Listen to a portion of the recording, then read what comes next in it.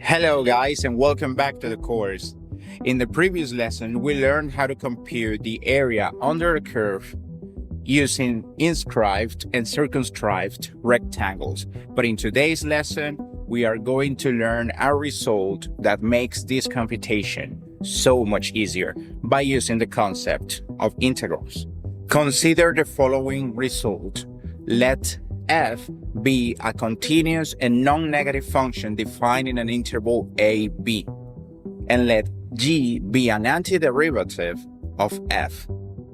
Then the area under the curve of f defined in an interval a, b is given by g of b minus g of a, which is actually the definite integral from a to b of f of x dx.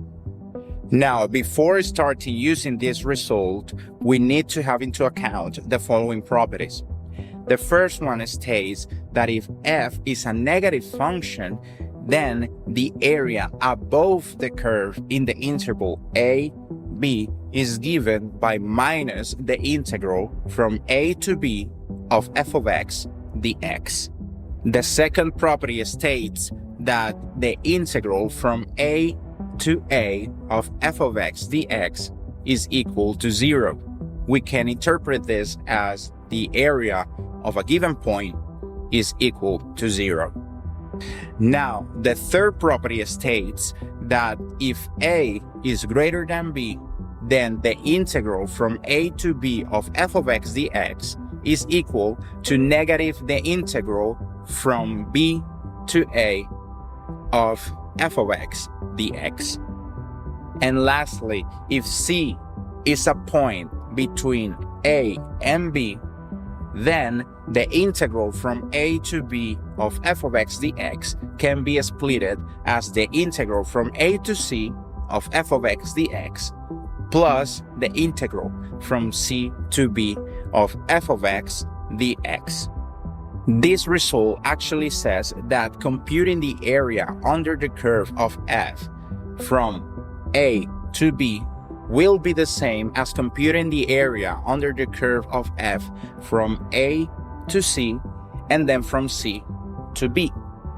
Let us find the area under the curve of f of x equal x squared in the interval 0, 2.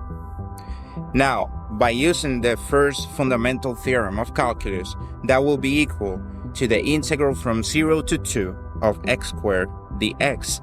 Now, such an integral is equal to x cubed divided by 3. And according to the theorem, I have to evaluate at x equal 2 and at x equals 0. And if I do so, I get the value of 8/3, which is the area under the curve of f of x equals x squared in the interval 0, 2. Now, let us find the area under the curve of the function minus 2x plus 10 from 2 to 5. For doing so, I need to do the integral from 2 to 5 of such a function. If I solve the integral, I get minus x squared plus 10x, which I have to evaluate from 2 to 5. If I do so by substituting, I get 25 minus 16, which is equal to 9.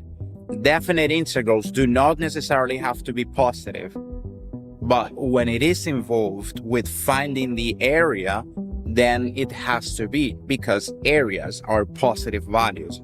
For example, if we want to compute the definite integral from 0 to 2 of the function t minus 2 dt, then our answer is -2.